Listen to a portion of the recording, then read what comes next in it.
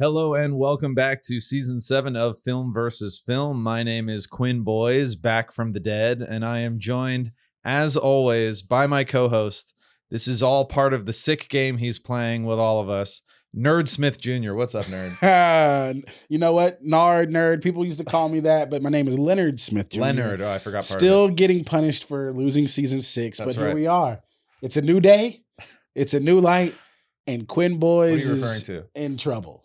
In trouble. I've lost. He's lost. He's already lost the season, but I still want to dominate This him. I episode want is to superfluous. pulverize him.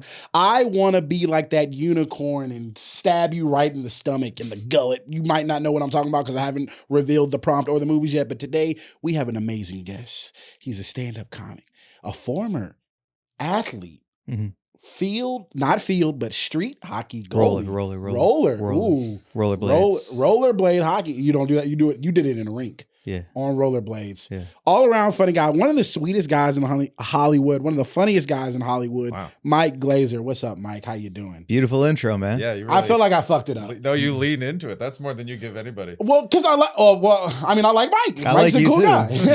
Yeah. Yeah. Life is good. Check out his comedy special. Life is chilling, man. Life is really good. I did come in here with a pretty bold swing to start this episode with a real question for you. All right. No. For me? For you. Okay. Last time we saw each other Did I forget something? on the streets of the Sunset Strip, Oh, yes. walking away from a comedy store. Yeah. You with someone, we won't Mandel. mention their name. Oh. Okay, it is Mandel. Yeah. It was Mandel. Yeah. Good dude. And at one point, we're standing around your car and we start having fun, riffing, and you said the N-word out loud, and then you looked at me, and then you backtracked it and said the word dude. And so I'm just wondering, am I not allowed to hear it also? Or what was the move that caused you to do the retraction? I mean, sometimes listen. For me, the N-word, aka nigga, is just Thank you for a clarifying. euphemism for anything. Uh-huh. Like a nigga can be anyone. It can be anything. It can be anyone. But usually, when I'm using it in that sense, it's around black people. Yeah. And I didn't even realize that I did that in the moment. I'm so. I clocked it. You looked at me, you were like, dude. And then. I guess because it was like a personal conversation. So I'm like, damn, I can't be just saying niggas in front of white people, even though it's my nigga Mike, you know what I'm saying? So like, No. No. That's so funny. Yeah. I've been thinking about that, like leading up to this. I was like, I kind of want to know what the deal was in that moment, like where your head was at. I think just in my head, maybe it was because I was with another black person who I just really appreciate and love, that I was like, I just can't be out. I don't think he's out. I don't want him to think I'm just out here saying nigga willy nilly. Giving it out to white people. Yeah, they're giving it out to white people. Wow, that's I funny. feel like that's a sign. Like, I'm hearing this for the first time now, but I feel like knowing you like I do, Mike, that's like a sign of respect. Like, Leonard forgot. Like, he's like, you just said you use that word around black people that you really like and fuck with. Yeah. And he gave it to you. And he's like, oh, I don't do that to white people. But the fact that he forgot and then remembered means that you like crossed over for a moment. And he loved you that much. I just had to bring it up and hear what everyone's thoughts were. Yeah. 100%. And then I said, dude. And then you said, dude. Yeah, usually. Is that your white guy equivalent? I say dude a lot, but yeah, white guy equivalent for sure is yeah. Dude. Yeah. I like dude. Yeah. I mean, I am indiscriminate with niggas and bitches. Like, niggas can be bitches, bitches can be niggas. Like, it doesn't matter. Anybody can be anything. So, yeah. Beautiful. Awesome.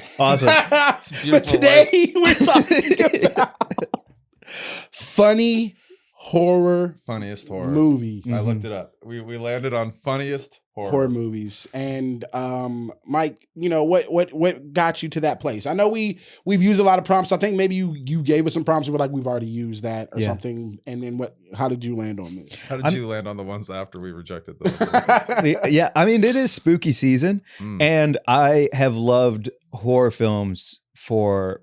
Like, it was probably the first genre that I would like fell in love with for movies.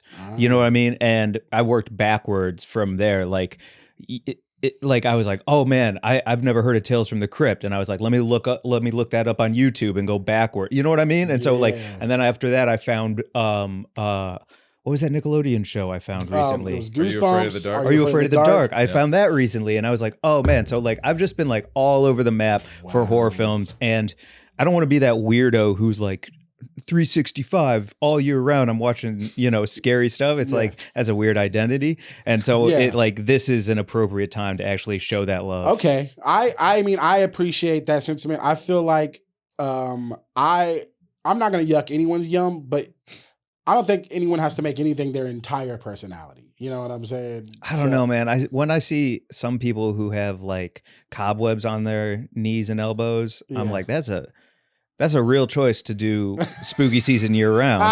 You know what I mean? Like it looks cool, it looks hot, you look beautiful. I was told as a kid, like if you had a spider web like on your elbow, that meant you were part of like the national, like the Klan or some shit. It was like the Klan? It was like not the Klan, but it was like some like White Brotherhood. Yeah, White Brotherhood type shit. Oh, I could absolutely see something like that. Yeah, I could be wrong. I only not recently, like yesterday, but probably within the last 5 years, learned that like the number 88 is like a Nazi symbol. Yeah. Because, or like if you see it tattooed, it's like two offsetting eights kind of look like the high. I don't know. I from reputable sources, I was like 88. Now every time I see like a white player on football wearing 88, I'm like, I love how hard they're working on their symbolism. Yeah. Because that means they're not working on the actual hate. They're like spending too much time in the lab looking at the number 8, being like, how can we use this? And like spend all your time in that. I've kind of learned it's like 1776 now. It's like 1%. 88. There's a bunch of signifiers that let you know that someone's racist or not. But speaking of white boys, we got two white boy movies. These are white movies. A lot of dude. Yeah. A lot of dudes. And when you gave us this prompt and we gave you our movies. I had my movie right away, by the way. I had my movie right away too. Yeah. Sometimes we have to think about it for we had our almost a movies week pretty or something. quickly. Yeah. And should we name the movies before we ask him? Because we got to name our movies before we ask him how he felt about our choices and what he decided. Typically, that's how it works. Yeah. You want to go first? Yeah, I'll go first. I had mine right away. I picked the 2004. I was going to say it was either 4 or 5. I remember seeing it in theaters with my friend in middle school, and I was like, oh, this like, I don't know. It's one of those movies that you like remember seeing because it like changed kind of it. I picked Shaun of the Dead, which is Edgar Wright, Simon Pegg, and Nick Frost. It's a zombie spoof parody, but also kind of like loving homage to George Romero zombie movies, none of which I had seen at the time. So I wasn't really enjoying it on like a meta level or but at the same time, while I hadn't seen it, the George Romero zombie movies sort of just like are the template for zombie movies. So I knew how those worked and stuff. It wasn't my first zombie experience. I just it's a movie about basically two friends, primarily Shaun and his best friend Ed, and they're both slackers. He just got broken up with by his girlfriend. They live on like a flat in London, and when the world goes to hell and zombies come out, they're like, let's get everyone together and just go to the bar that we go to every night anyway. And we'll just have a pint and board up the windows and let it all blow over. It's a very simple film.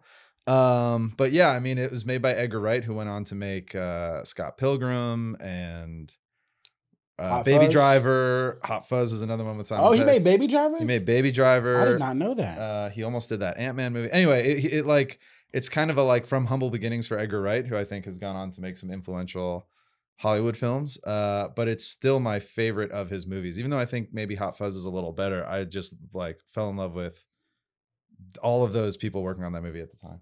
And that's my pick. It's also it's a funny horror movie. I feel like it does both things. I'm a little bit trusted the horror part. I'm not terribly terrified by any, and I haven't really been scared in a while.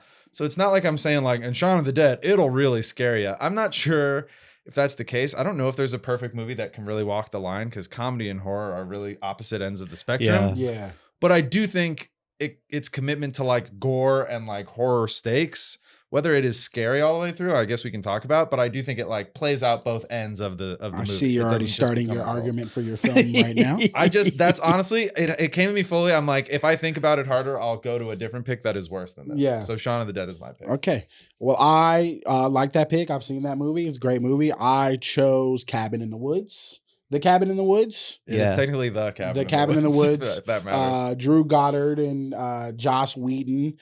Joss Whedon produced and co-wrote it with Goddard, starring Liam Hemsworth before he was Chris Hemsworth. Chris Hemsworth. Before he was Liam. Before he was big, right? Yeah. I think he was like Thor this year. It was 2012. I don't remember if he was Thor the year before. I don't have the Thor movie etched in my brain, but he was Thor around this time. And then Jesse Williams and some other people.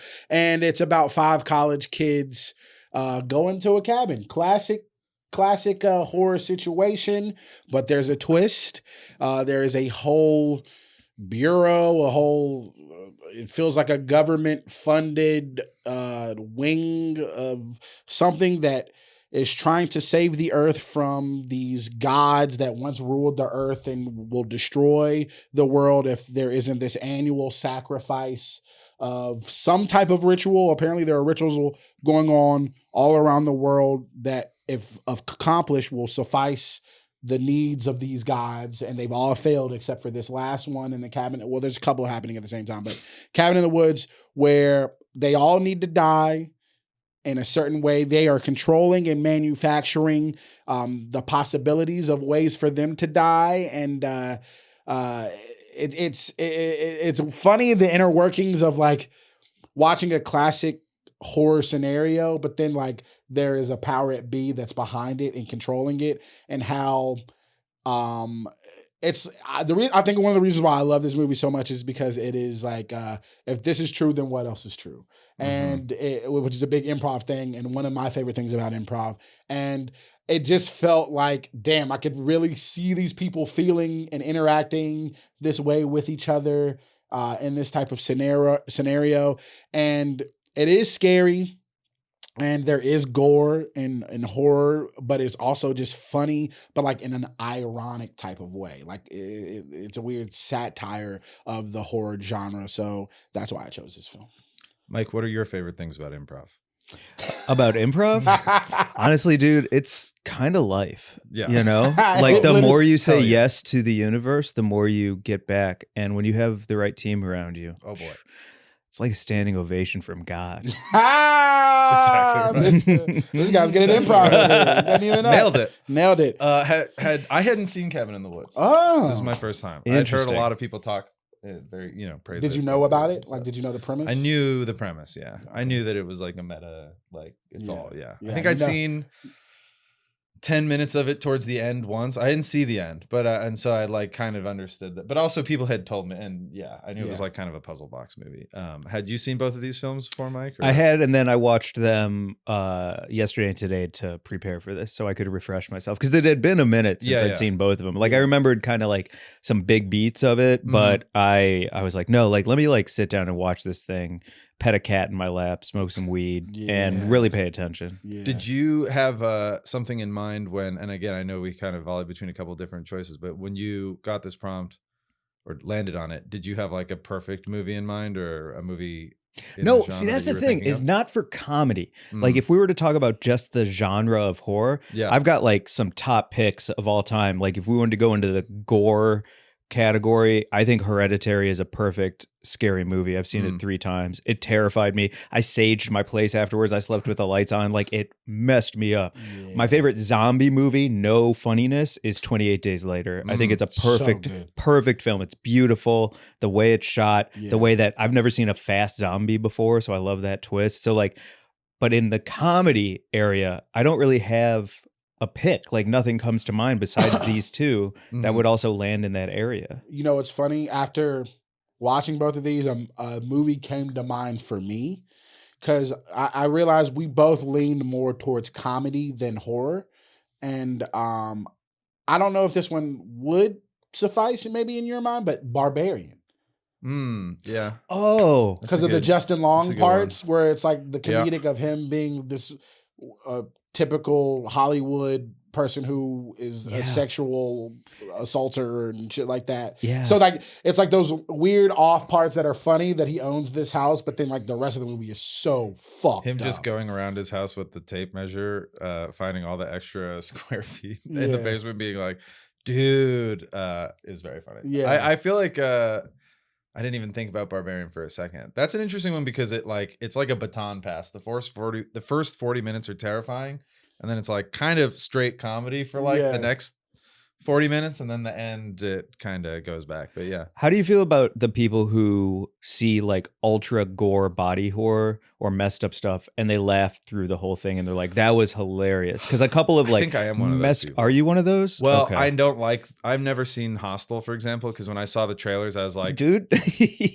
When I saw the trailers, I was like, I don't like torture porn, but I have seen Saw, and I do think it's like a defense mechanism. It was also like when I would get chewed out by my parents and I like knew I was in trouble, I would laugh. I feel like it's a nervous laugh thing, but seeing someone's guts spill out of like an operation table onto the white tiled floor, I'm just like, because I have no other way of processing it. Yeah. That's funny. We all kind of had the same thought. My thought instantly went to Hostel when you said that. 100%. I don't know what it is about anyone, even if it's like on a football field or if it's fake, like seeing a graphic, visceral energy, like injury happening. Like we were watching Dogtooth when she just cut him with a knife. I physically react. Yes. Like it hurts me and I feel pain. But I saw Hostel. I also am a person who grew up loving horror, and I kind of fell off because it kind of got bad to me for a while. And for years, like in the like early 2000s and mid 2000s, like, but I saw Hostel opening night with one of my best friends, and I was laughing. In the theater. I was like, this is fucking. I don't know why, but I was just like, and I was like low key disappointed, but it was just like, it was because they can overlap. Obviously, like gore and horror go hand in hand, but if it's just the gore, I feel like it feels more like an endurance competition. Like I'm not scared. I am because anxious. It has to go height the whole time, right? There is something where it's like, especially if it's like those. And again, I didn't see Hostel, but like the Saw movies or whatever. It's like if there aren't stakes, I don't really care. It's just like, do I want to watch someone's leg get separated from their body?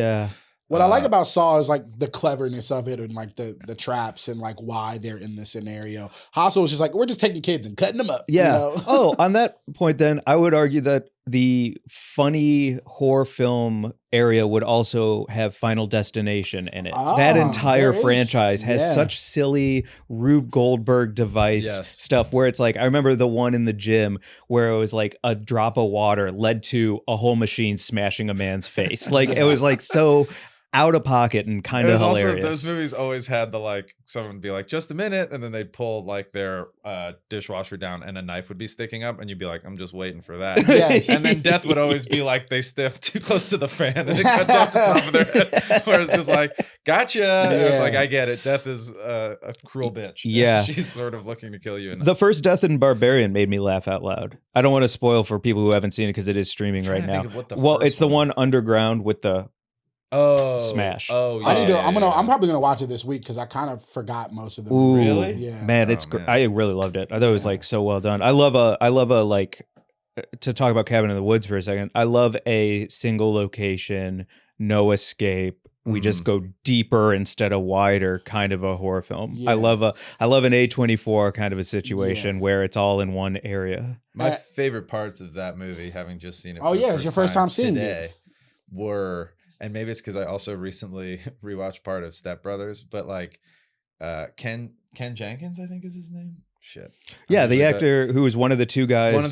Yes, it's him and Bradley Whitford. Yes, they are my favorite part of the movie. Like and I feel like it's intentional that they start the movie with them, and just like the bureaucracy of their two matching like button down short sleeve shirts and the ties, and like it's such a weird part of it. All the actors in the real narrative, I guess, or the meta narrative, I don't know what you call it, the cabin, are fine, but I was like mostly interested in their just being like sipping coffee. The movie is really about them more than anything. Yeah, that was the part I really liked. I feel like Cabin in the Woods, I just gravitate towards this so much because, you know, I'm a meta kind of guy. I'm a cynic. Like Marty is like, I love Marty. Like Marty is the guy. Yeah. Like he pulls up with the bong. He's funny. He's a conspiracy theorist. I'm like, literally, I am Marty. That is me. And I remember watching it the first time. I'm like, this motherfucker I'm Marty not sure he's dies. supposed to be aspirational, although maybe he is. He is Yeah, I aspirational guess to he me. kind of is. To me, he is, because he was fucking right the whole time. Everybody's like, you're fucking crazy, Marty. And I'm like, I feel that way a lot of times about a lot of things. And just, I mean, maybe it was just, for me, I just loved seeing that he was right, even though it's like a fucked up situation. Like when they're in the basement and he's like, guys, I don't think we should be down here. And he's like, don't read the Latin. Like, rule number one. Rule number one. Don't read the Latin part, bro. What are you doing? It is a dead language. We do not need it. If you say it, demons are gonna hang. It's Richard Jenkins from Step Brothers, by the way. Richard, Ken nice. Jenkins, I think, is me thinking of Ken Jennings from Jeopardy. That's those are two Richard different Jenkins, people. the dad in Step Brothers. Yes. Amazing all the time. The other thing I liked about Marty is when they go to, is it accepted that spoilers are going to be here? No, Okay, no. bet. Yeah. When they're at the gas station, when they're first starting their journey, you've got a hunk in Hemsworth, you've got another hunk in Williams, and both of them are like, hey, whatever. And then Marty steps up and he's like, quit fucking with my friends, dude. Yeah. Like he's the one with the most guts, who like is loyal to a fucking fault, where he will go toe to toe with some old crazy guy just to protect his friends. He for sure has I feel like everyone, and what was nice about this movie is like, in the movie, they're all good people. And they kind of like, they do things to change them and like make them worse. They give him the stupid gas. The stupid gas, the horniness. The pheromones. The pheromones, and the dye and whatnot. But I feel like Marty has the strongest moral compass out of everyone in the movie. 100%. And that's weed. And the weed immunized them, baby. Immunized them. And but they were like fun, like what's the George?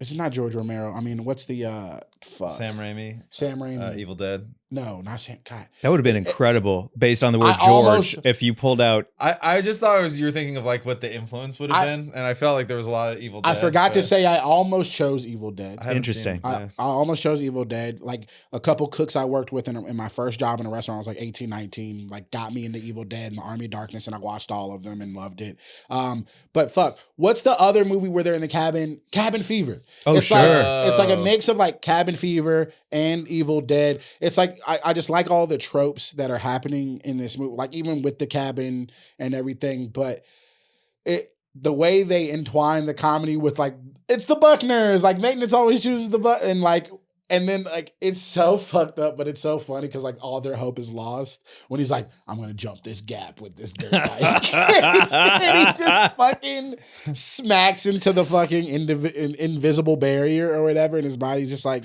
careening down. And then the way they tie the horror and the gore with the comedy is funny. When Jesse Williams is like, hey, I just need you to not freak out on me right now. Everything is going where, and then just instantly a fucking pickaxe goes through his throat. I mean, I loved everything about this movie. I honestly had forgotten how much I liked this movie, even though I came to it instantly because I hadn't seen it in so long.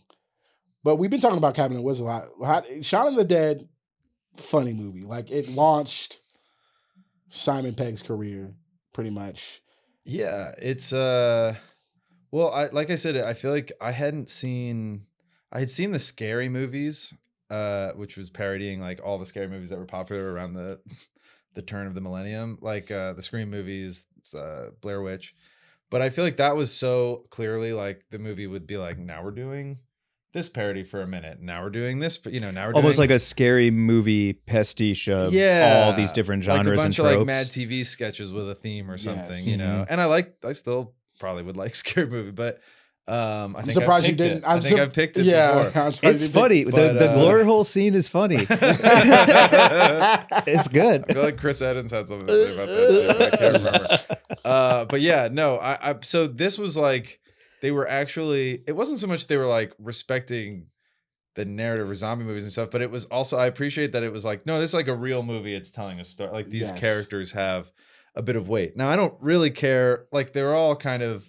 I just appreciated it less in the sense that it's like I need to care about these people, more I just thought it was clever. Like I thought that moment where like Shaun, and it's the same, like Edgar Wright's such a creative filmmaker, but there's like the same tracking shot that follows him from his flat to the corner store to like buy a cornetto or whatever, and then like come back, and you see it the next day, and there's like the kid bopping the soccer ball on his knee, and then there's like the guy searching through the garbage can for cans. And then you see it the next day once the zombie apocalypse has happened, and he's so just like hungover and out of it that he's not realizing he's interacting with the zombie. Like, there's a lot of moments that when you say them, they're not funny. It's not like hard jokes necessarily. Yeah. It's more just like really fun, inventive ways to show this thing. I still crack up when he goes into the store and he just slips on some blood. And Yeah. just Oh, does like a dude. real like pratfall fight. He doesn't fall, but he doesn't even bother to like look down at what it is. Like, I just think so much of that is great. To And me, definitely informed my humor. I was like, oh, it can be more than just, not to knock Scary Movie, a classic, but it could be more than just a dick through the ear, out the other ear in a glory hole. Though there is a place for that. to too. me, that's the best scene in the entire movie. Oh yeah. Yeah, like I was so happy watching it the first time because I was like really paying attention. Like, okay, like because I knew what was gonna happen like later, and I was just like, oh, this was done so well. And like if knowing the movie, I because it was so clever, and I like even with the dialogue, they're kind of clever. They basically tell you everything that's about to happen next in the dialogue. The news channel, so where he's just flipping through the channels and it's telling him exactly what's happening, but he doesn't process it. Yeah, I will say, I normally do not like British humor. I find it to be clever and cheeky instead of funny, and I grew up with Ace Ventura climbing out of a rhino's asshole. You know what I'm saying? Like, I grew up with a man climbing outside of a rhino's asshole while people watch him. That is hilarious to me. Yeah. So when you have like a little wink and a nod and like a turn of phrase, it's usually not enough to get me to laugh out loud. Yeah. However, revisiting this, it's fucking funny, man. Yeah. It is a funny movie. I walked into it kind of being like, oh, great, I'm going to be watching Monty Python, like, 2.0 or something. And no, I was wrong. I was like, this is good comedy, like top to bottom. Next time I see you, you're dead. I was like, oh, damn, this is so good. Yeah, they're like that scene in the garden. I remember watching it. Like I said, I was like 14 years old. No one was anticipating this movie. I had a friend, my friend Kyle Wright, who was like, I'd go over his house, and you're talking about like horror movies. He could go toe to toe with anyone. He had those like DVD stacks, like the way people would have those CD stacks when everyone used to have CDs. And he would just have like Texas Chainsaw 1 through 9. Hell like he had the one where Matthew McConaughey was in it, and the Texas Chain in New York or whatever. Like he'd have all of the Freddys, all of the Jasons, all of the Halloweens. And all of the Romero movies. The only one I saw part of at his place, and then I've years later watched it, was like Day of the Dead. Like he just turned me on to like really weird. Day of the Dead's in them all. Day of the Dead's like the third one. I think it's brilliant. Night of the Living Dead, Dawn of the Dead, Day of the Dead. I haven't seen the first two, but I've seen Day of the Dead. Anyway, he was like, we got to see this movie, Shaun of the Dead. And I was like, I don't know, what is it? And he just knew I was game. I liked to see movies. So like, I think that also for me is why it's such a big thing, that experience when you go and you sit down and you're like, this would be good, this could be bad. I don't know. I have no expectations of it. And then it turns out to be great. I still remember that scene in the garden where the girls and they're just like figuring out which of his discs to throw at her. You know, when Ed is like gonna take another picture of the thing. Like, they use like sound for comedy. They use like sight gags. They use all these things. So I think it's like an incredibly inventive, like clever movie, but not clever. Cause I agree. Like British, I love some British humor, but I think it's overrated. I feel like there's nothing in Monty Python that I can't get from The Simpsons. I'm an American exceptionalist when it comes to humor, maybe. Yeah. I'm like, they don't do it that well. But I think the Edgar Wright stuff exists in some space where I don't really consider it British comedy, but it's also certainly not like anything that's happening in the US. So I guess it is, but just not how I think. I think it's the character touches. Who's not Simon Pegg? Who's Nick Frost? Nick Frost. Man, Ed. When he goes to help save the day, but first he takes one more drag of his cigarette. Like those like character touches to me are like what make this movie so funny. That kind of like self-involved, like, oh man, but yeah, real quick, one more hit, and then it's like, all right, I'll save everybody is like hilarious. And also the choice to make the zombies lazy extras at the end of the day in this movie. Like it's so much just like hanging in a window and moving an arm. And and I love that because like in Dawn of the Dead, to me, it's like just a metaphor for consumerism and capitalism in America. Like a mall is being invaded by these people. Like to me, it's pretty straightforward. In this, I don't know what they're really saying, if anything. And I'm so good with that because all the zombies are kind of just chilling at the window anyway. And I don't know. I kind of love it. This is a character and bit driven movie. Yeah. It's all everything. There's a joke. It's all the the records. That scene, I was dying laughing. Like, oh yeah, like that was her record. I'll toss that one. Like it, and every character just felt real, and I it also felt like to me, I was like, damn, this feels like I know Seinfeld did it, but I don't know if you see it in movies much, where it's like I hate like every character, like I hate all these people. It's one of my most.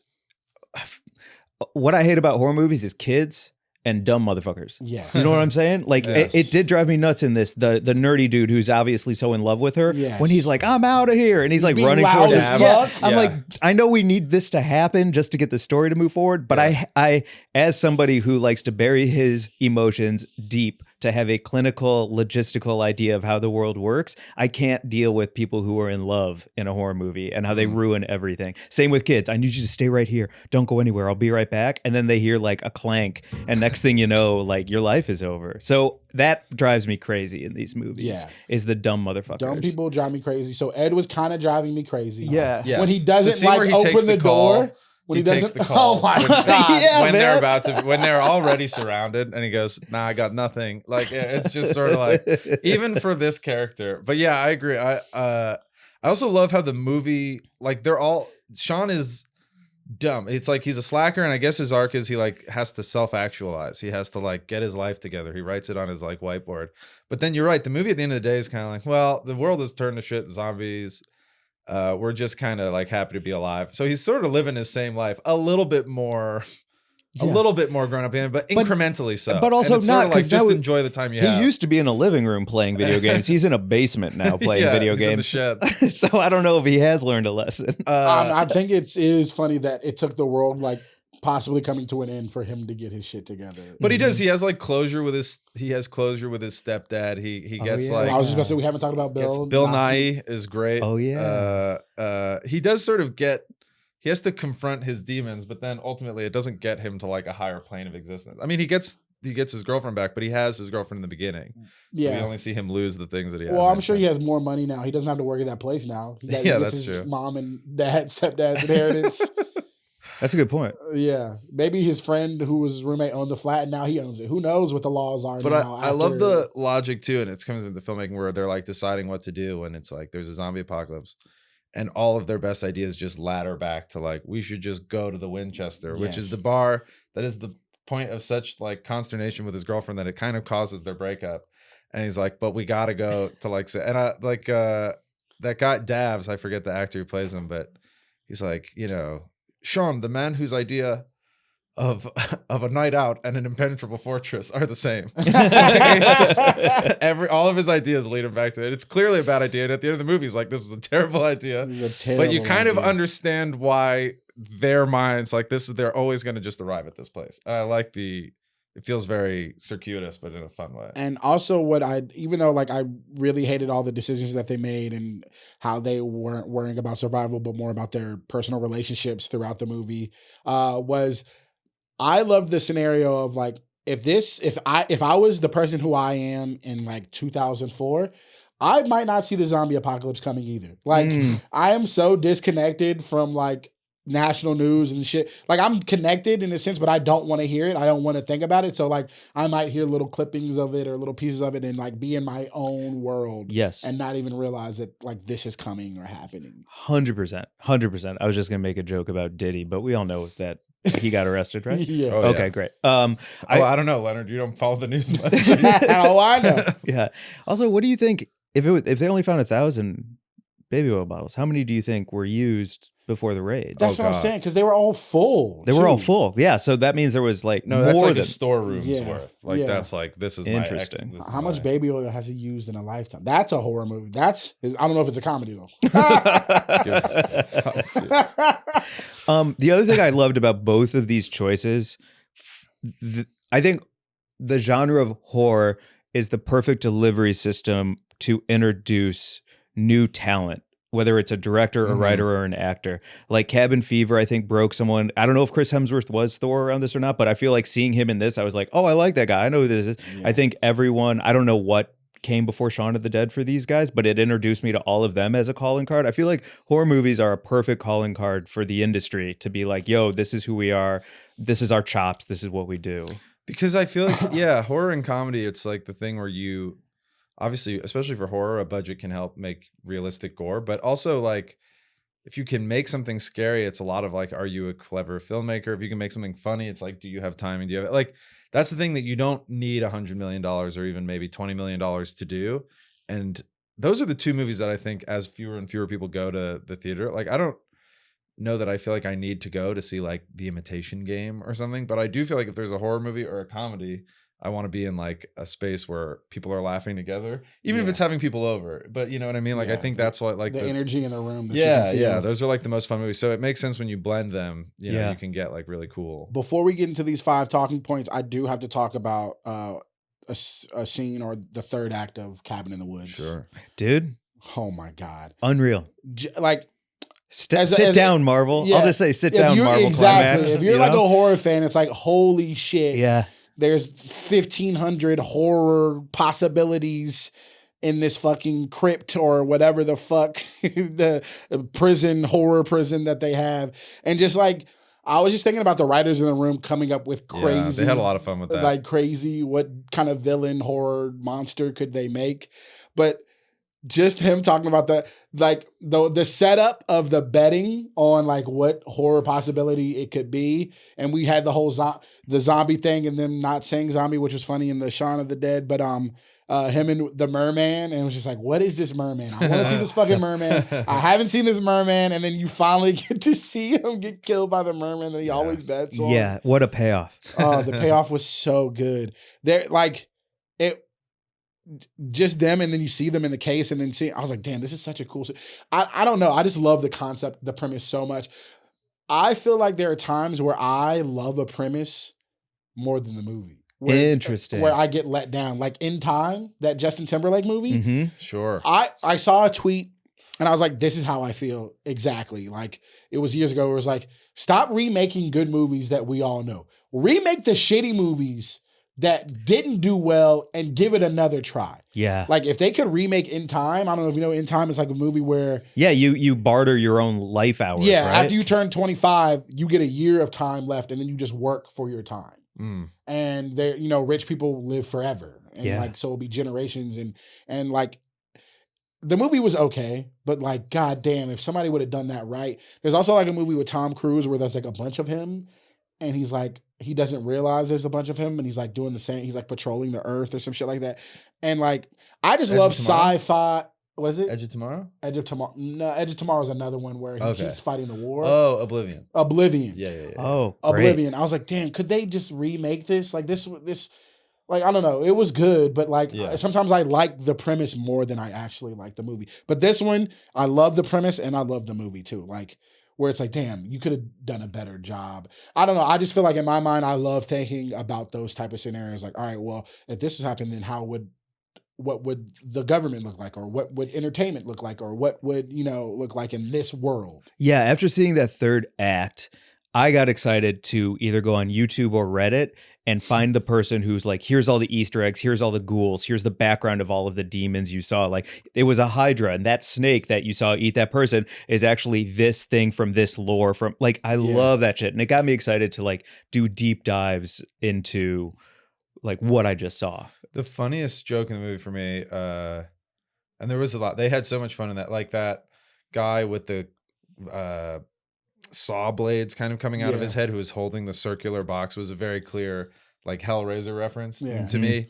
And then there was obviously my favorite joke in the movie was the little Ringu girl who was like terrorizing the Japanese students, and when they successfully prayed in a circle and got her soul back into the happy frog, and Richard Jenkins or Bradley Whitford, one of them just goes to the screen, is like, fuck you, fuck you to all these 9-year-olds. How hard is it to kill a bunch of 9-year-olds like that? But it was fun because it was like, yeah, especially in 2012 we were even closer to it, but like the 2000s were dominated by like J-horror, like just this like dead girl from a well with stringy black hair, you know. So like the takes on the different genres, like Japan would have a little girl ghost, and like America has its weird cabin in the woods types of like that was a really fun part of it. It's like you can kind of have fun with all of our different horror tropes. Yeah, I'm glad you said that. That was such a funny moment where he's just yelling "fuck you" at those little girls for surviving, Yeah, for overcoming the turmoil with the power of friendship. And then to flip that to when our virgin survivor is getting thrown around the dock, Yes. beat to grab, and they're just partying Yes. so hard, you Yeah. know? It's so good. And also the guy just seems to be throwing her like unmotivatedly. Like she's getting tossed around that dock for like 5 minutes. Yeah. And then she's just like, "Oh, they're these guys. Don't even worry about it. It feels inhumane, but blah." And then she like slips in the bed. It's like she's betting for Now, sure. What was the point? Because like and we should run through our patented 5-point criteria, Leonard. Yeah. But what was the point of the setup where I guess just to like more pigeonhole her character type, but she has a sketch of a professor who she's just been in a relationship with, who then ghosted her, and her friend is like, "Come on, go to the cabin, meet Jesse Williams," But like, I was like waiting for that to come around in some way, right? It never pays off in any way, does it? I don't think it did. No, I Yeah, mean, so I it could grips I could up make the- something up. We could improvise a fucking thing, but yeah. All right. Well, All right. let's talk about these 5 patented, famous talking points, criteria of film versus film. Number 1, Pop culture. pop culture. I feel like Shaun of the Dead has a huge pop culture footprint. Really? I mean, I don't more disagree, so, but more so than Cabin in the Woods. I feel like it's a cult classic among a lot of. Definitely, I think it's. I mean, because I was like 17, 18 when this came out, and around college time, I feel like I saw a lot of Shaun of the Dead posters. It was just like your typical white guy loved Shaun of the Dead I think so. Like broad appeal, right? Yeah. Yeah. Cabin in the Woods is like a horror movie for horror fans, it feels like. Yes. Yeah. But I will give Cabin in the Woods the credit of being like, I mean, Scream was doing meta in like 1995, so it's not like Cabin in the Woods was first. But I think the way that we think about like interconnected universe stuff, like Marvel, which again, 2012 Marvel was sort of starting to do it, but it just, I don't know, maybe that dates it, but I also feel like it makes it like of its era. There's a lot of like, we took this horror movie and we like took it apart by its elements, and then we blew it up and we had this whole other structure around it. Like that feels I've seen a lot of that since then. Oh, have you? Because I feel like I can't. A take on a movie that's I'm trying to think of, I guess, another good example. I don't know if there's. I wish there were more movies like this. I feel like there aren't. I really haven't seen. Agree.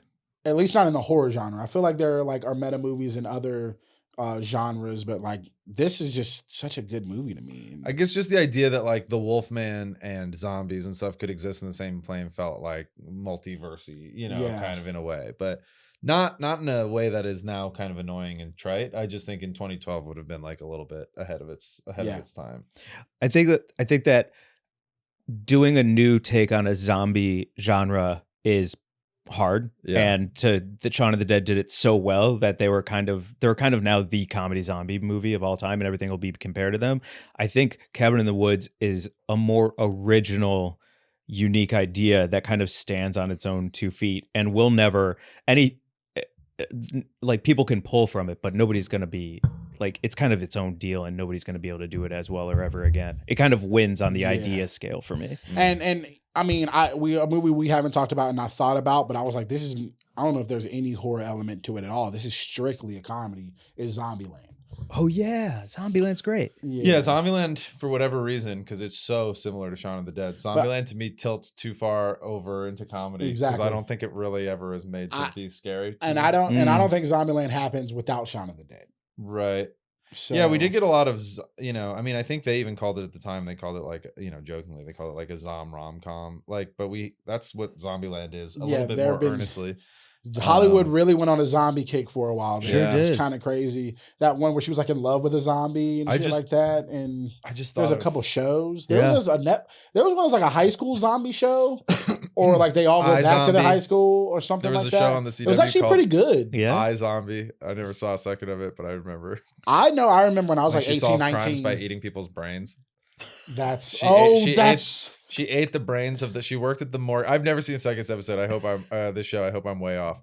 But my understanding was that she worked at the morgue. She is a zombie. She would eat the brains of the people that were killed and then find out. Wow. Maybe or Phenomenal. use, like, some Jesus yeah. Christ. I just remember when I was like 18, I remember 19, I was working in the restaurant. I was like, whenever I make it to Hollywood, I'm going to write a zombie movie about zombies, but they only come after people if they're high. Like if they smell like weed or they're high. I was like, That sounds like I you're was like, paranoid. I'm such a stoner, but I was like, I was trying to find a way to do a weed comedy zombie movie. Yeah. I was like, that's never been done. And I still don't think it has been done. No, I don't think so either. Like three genres in one. Yeah. 45 minutes into Like a stone, that's what it was. A stoner zombie movie. stoner zombie movie. Yeah. How's that not happen?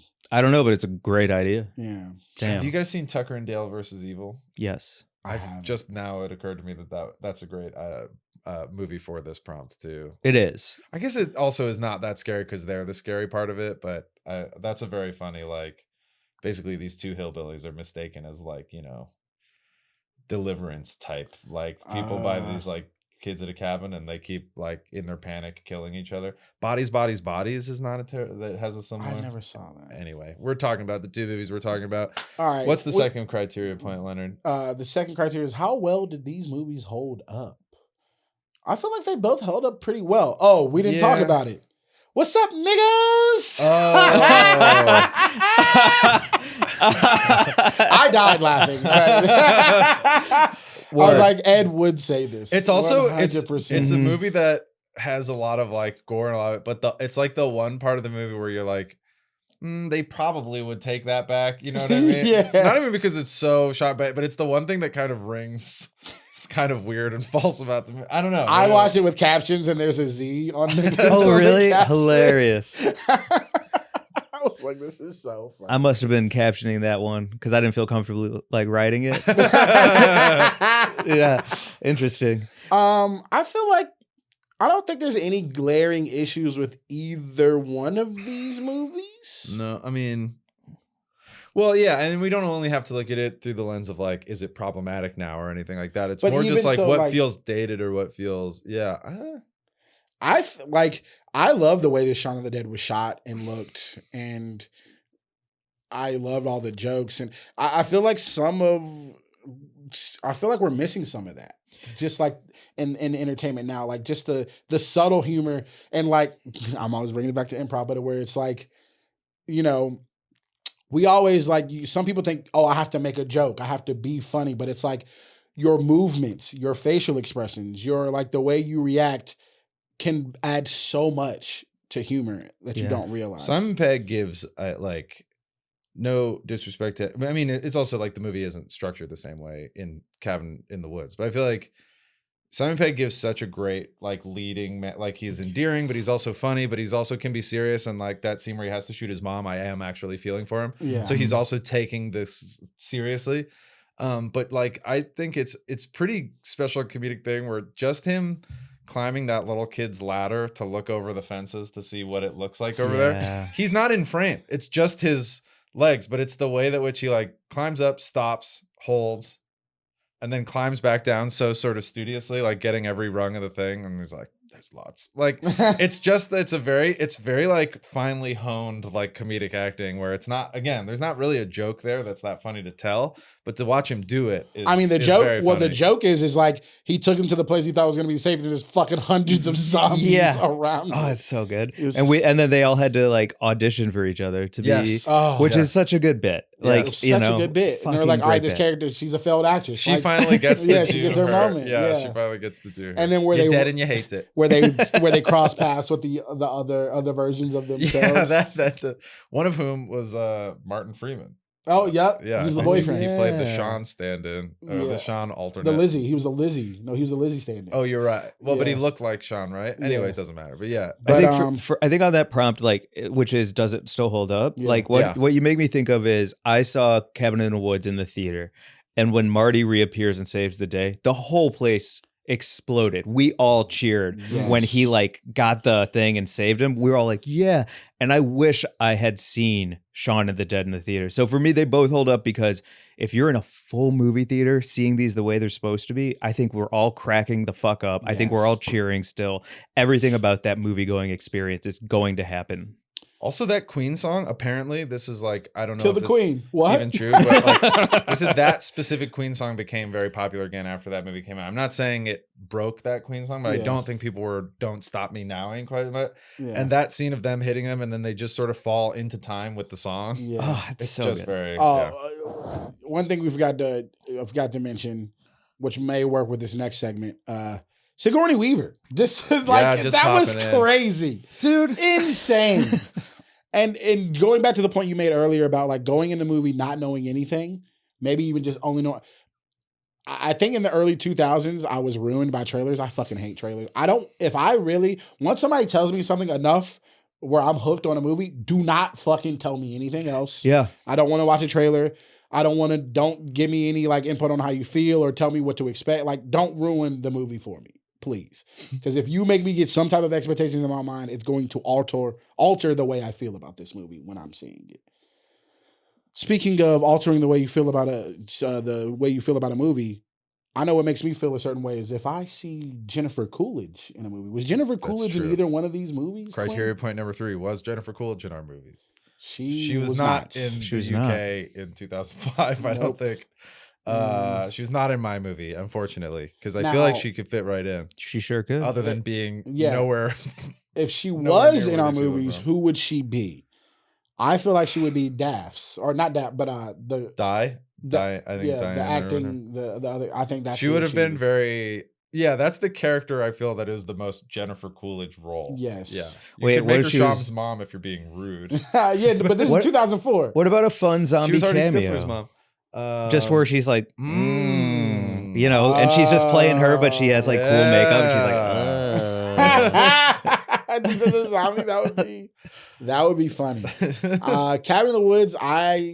I feel like she's going to be working Sigourney in the Weaver role. Oh, that's what I mean. That's what she would yeah. be Sigourney Weaver. I mean, no disrespect to Sigourney Weaver. I just feel like it would be very funny if Jennifer Coolidge was the one in charge of keeping the Sumerian revenge god from coming out of the earth and smashing us or whatever that. It would also be if she was to play with either Jenkins or Whitford. Like if she was one of the other ones, having a dynamic of them would always be funny. But I think the problem with Jennifer Coolidge is that as soon as I see her, I start laughing. I just crack the fuck up the moment I see her on screen. You know what I mean? So she could be playing it straight. She could be that Sigourney Weaver. Yeah. But the moment I see her with gloves up to her elbows, I'm like, this is ridiculous. Sigourney Weaver obviously because of like she's in an Alien and so many other great like spooky adjacent movies like Ghostbusters, but she has such a like gravitas that when she walks out, you're just like, oh, this movie's you're gonna get serious. Even though she's trying to kill a stoner to save the world. But I think my roommate came in and I was watching the movie and Sigourney Weaver went, oh, and he was like, haven't you seen this movie? I'm like, yeah, but still I forgot. Like I like smoked a bunch of weed before. I was like, oh yeah. I forgot she fucking popped in at the end of this movie. So that was cool, but I could have seen Jennifer Coolidge in that. Now let's get into stats about both these movies. Wow. This is going to be fascinating. I actually didn't look this up. You didn't look up the stats? No, well, because like I'm always curious like what budget was versus box office. And for both of these, I feel like I don't know, they were kind of risky to make and try in a lot of ways. These are kind of like, I mean, I guess Josh Whedon is going to have a little bit of pull to make your thing go through, but I don't know what else Drew directed before this. I was actually curious about Drew Goddard's other filmography, but this Shaun of the Dead was made for $6 million and it made $38 million in its box office run. So good return. I think it is also, I'm sure, like the imprint is larger than that based on DVD sales and cult status and whatever. So definitely a hit, but a modest hit at the time.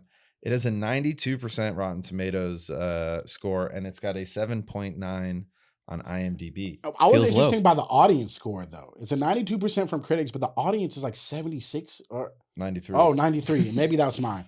Okay. I'm looking at mine right now. Drew Goddard, he started his career writing on Buffy the Vampire Slayer, Angel, Alias, and Lost.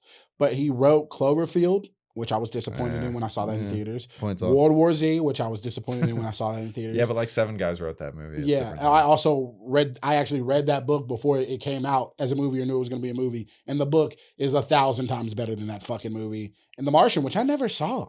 Oh, Martian's good. I like Yeah, The he Martian. wrote The Martian. He made his directorial debut with Cabin in the Woods, though. Cabin in the Woods, $30 million budget for sure, and it made 66.5 million. So that's a win. That's a big Okay. win. That's Okay. good. Yeah, no, and then But also not, yeah, like it's a not hit. It's a crazy. hit. Yeah, Can I also add one more stat to this? Yeah. Please. The fact that both of them are 90 minutes is Yeah. fucking so Perfect. good. Yeah. Perfect. right in the pocket for a horror movie. Right? Yeah. Truly. You don't Horrors need and comedy, same thing. It's like I can only be scared for so long, and I can only, even if you're like really mining good laughs, I can only kind of laugh for about 90 minutes, and then Yeah. I'm tired. Yes. Yeah. Maybe 2 hours, but you really gotta fucking like. a lot- That's when hey. movies push to 2 hours all the time, and it's usually adding like a romance Yeah. or something or some other an action element or something. I and gotta it's like, speak on that. Hurts the. I gotta speak on that before I give any more of the rest of these stats. Comedy producers, your shows are too long, bro. If I'm up later in the show, the crowd is tired. They don't want to laugh at me, and I'm the funniest person on the show. And you fucking it up for me, bro. And now I gotta work harder. God damn it. Shows at 10:30, starts around 10:50. Yeah. You're supposed to be up at 11:15. Oh It's my now God. 12:10. Oh my god. I don't want to talk about. There's Like someone. you're using this to settle personal score. Yes, yeah. Cabin in the Woods 92% on Rotten Tomatoes. It's a 74% audience score. Ah, Some people just are dumb, you know. And 7 on IMDb. 7 flat. 7 flat. All right. Interesting. Not bad, you know. No, not bad. I meant to look up the trailer, and I was wondering how they marketed it. You know, before, like, did they market it as just a strictly horror movie, or were they like, oh, there's a twist, or did they like The give away poster, twist? which is like a cabin being spun, sort of like a Rubik's cube. I feel like hints at some like Yeah. other elements, and you know, especially when you see such a plain title, The Cabin in the Woods, and then Yeah. you see like. So even like I said, I knew going in like there's something about this movie. There's something kind Something of different. like meta about it or odd about it. But yeah, no, it's a hard one to sell. Yeah. How do you sell a horror movie with Richard Jenkins and Bradley Whitford? And yeah, I don't know. Well, we made it to our final criteria, final arguments. We always do. You want me to go first, Quinn? You want to go first? It doesn't matter. So yeah, you go first. All right, I'll go first. My movie, Cabin in the I Woods. mean, it matters greatly, but in the greater meta narrative Yes. of our season, it unfortunately doesn't matter. You're getting smashed, huh? Yeah. Hey, hold on. Man, don't try to change. Don't try to. We're talking about. All the more reason for you to pick from your heart, because it won't matter. It doesn't matter, honestly. Comedic horror movies. You know, Cabin in the Woods. I feel like amongst these two, both these movies are very funny, as we've spoken about. Maybe not. We haven't spoken about as funny. We have on Cabin in the Woods. There are just a lot of moments where gore and bad things are happening, but there's an ironic situation involved, like the girl being thrown around on the dock, and like a guy getting pierced in the stomach by a unicorn, and it's just like. There's so many, a guy getting bitten in the neck by a merman that he's been waiting to see and wanted to know about for so long. I think this movie encapsulates horror and comedy perfectly.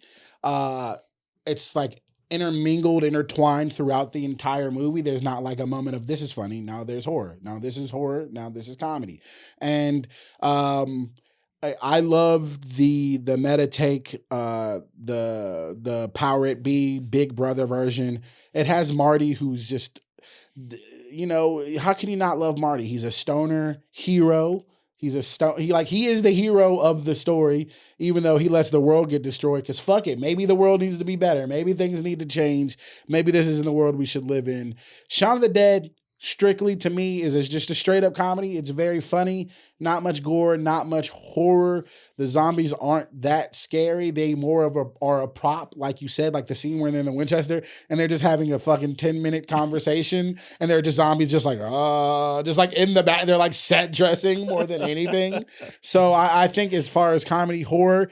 And you're gonna watch a good movie this Halloween season. This is gonna come out after Halloween, but you're watching a good It's spooky. like maybe a day after. Yeah, day after. This is gonna be coming out the day after Halloween. So it's Listen to it while you take down your Halloween Dia de los decorations. Muertos. You know, it's still mhm. spooky season. So I feel like this is a good horror movie to watch that is different and kind of gives you a palate cleansing, but you still get to have that feel of the horror October spooky feel.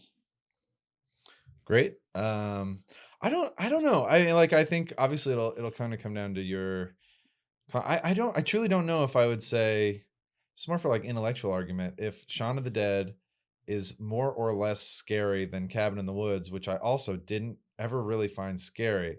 And I think maybe for different reasons. Shaun of the Dead, it's like clearly starts off funnier. Cabin in the Woods starts off a little bit weird with that first scene, and then you meet the the kids going camping. It all seems very, none of them look like kids, by the way. They're all like 30. I was waiting for them to comment. They're in college though. Yeah, but They're going back to college.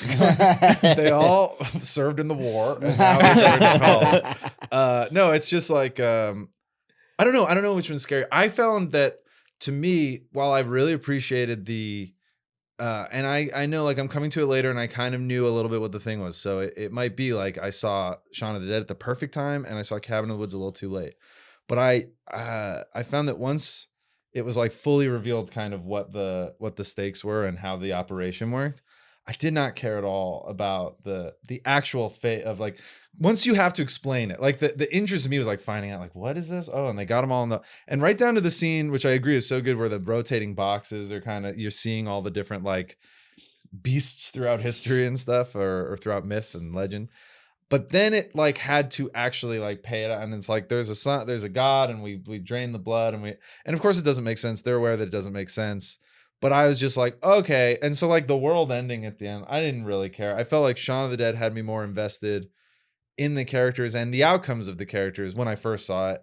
And so I was more like pulling for the happen. It's like good horror doesn't work unless you care what's happening to the people. Good comedy kind of works better if you can like laugh with the character. I felt a little bit more invested with the characters than I did. I also, this I know will be unpopular, I did not like that guy. I did not like the stoner character. I thought he was playing it too. And then I was like, this is intentional though. He's playing the stoner in movies. So he's always kind of just sort of squinting. Yeah. Like shaggying it up. Mm-hmm. I didn't But love that performance. I thought, I think that's the whole. I know. I think that's what they would say, but I just found him to not be quite so compelling. Hemsworth has obviously gone on to be more, but I thought everyone else was kind of, maybe not the blonde who dies right away, but everyone else was sort of more compelling. So I don't know. He was just sort of one-dimensional stoner character for me. But they're both really fun movies. They're both very like, I think they do a good faith effort at balancing comedy and gore. I think it's like an impossible thing to get exactly right, but they both come very close. I think they're both worthy. I had a blast watching your movie for the first time, Leonard. So I'm at peace. But I think Shaun of the Dead, in my mind, should win because I think it's like it earns it a little bit more. I think it's kind of better directed. I think it's a little bit better written. It's a little bit more clever, but that's because I picked it. So it really doesn't matter what we think. Mike, what do you think about these movies? You can take as much or as little time as you need. We've given you our arguments. Okay. I will say in Cabin in the Woods, when she kissed that wolf, my lips twitched. Oh, that was a surprisingly sexy scene. It was so hot. I was like, I swallowed hard. You know what I mean? Like, I swallowed so hard. So points there. Well, yeah, fair point. Okay. Here, I guess I'll like kind of say what I love about both movies. What I love about Shaun of the Dead that we haven't touched on yet is I'm a huge fan of practical effects. I think that practical effects are some of like, I remember when I was in kindergarten or first grade or something, and the teacher went around the room, what do you want to be for a living? And I said, a movie effects artist. Like, I just like, I have these like weird stories about where I used to crack eggs and mix them with food coloring and put them on the floor and pretend I cracked my head open. Like, I love horror. I love gore. I love zombies. And the practical effects in this movie are second to none. And the way that Edgar Wright shot it, where he shoots through the hole in the girl to see their like faces in shock when she comes back alive. Like, everything about it is so well done, so well thought out. And I didn't know that that was the budget. And that type of budget, they did so much with so little, it seems like. Yeah. I think that Shaun of the Dead is funnier than I expected it to be. And I think that seeing somebody like Simon Pegg go from something like this to being in Mission Impossible just shows like what a testament to like how talented all of these people are. It's a new take on zombie that I had not seen, and anything that comes after it will be compared to it. So it is an original idea. I really like this film. Actually, I like it more than I ever expected to. Cabin in the Woods takes everything I love about a horror film and puts it into one movie. I love the payoffs so much, down to when Richard Jenkins says, you don't want to see the people, it's a mess to clean up. And then he gets chomped and a blowhole of blood explodes everywhere. I'm like, that is messy as fuck. Like, yeah, that would be a pain to clean up. I think the pacing and the ingenuity of how they roll out these twists in Cabin in the Woods is so great. When they leave and there's the man on the roof and he says they've left, I'm like, what's going on? When we see a fucking hawk flying and the payoff of it hitting the force field followed by like everything is so tight as a drum where every single line pays off tenfold down the line. And I like, that's my kind of movie, top to bottom, horror or any other genre. I think the third act climax is one of the best horror climaxes I've ever seen in my life. Just an absolute bloodbath with every type of monster that I either am familiar with or could not even fathom myself. I don't give a fuck about any of the characters except Marty, so I'm with you on that. I do think, though, as a stoner, as a dude who loves weed, like representation matters. We all know it, you know. And so, seeing him become the hero that I would want to be, like that's the other thing is like you watch that and you're like, I want to. Where's my Marty? Let me audition for a Marty. You know what I mean? But I think my problem with Cabin in the Woods is what my problem is with all the movies from the early 2000s. The computer technology for effects is just not there yet. Yeah, that big snake wasn't looking so good. That snake, when we see that demon zooming around the corner and it's like this ethereal mist, and I'm like, I've seen better mist. You know what I mean? Like there's better mists out there now. So I do think that it kind of falls a bit short in allowing imagination to be seen for something that is believable. And that's a bit of a bummer. I also will say we haven't touched on it yet. But I mean, we started this episode talking about like code switch, and essentially the representation in this movie, whether you're in either of them, is fucking crazy. We did talk about there's no black people. There's no black people. And Jesse then Williams is technically black. Right. Not really. No, not really though. Yeah. And also, like, I don't know, there's something about all of that. If we were to go back to one prompt, like what holds up, I would say, shout out Dwayne Perkins for writing, I'm going to blank on his movie now. Oh my God. It's great. It's so good. Right? I'm going to blank. I'm so sorry to blank on it. No, So, I'm keep going. Yeah. Okay. Yeah. So all of that is to say, I thought Shaun of the Dead was good.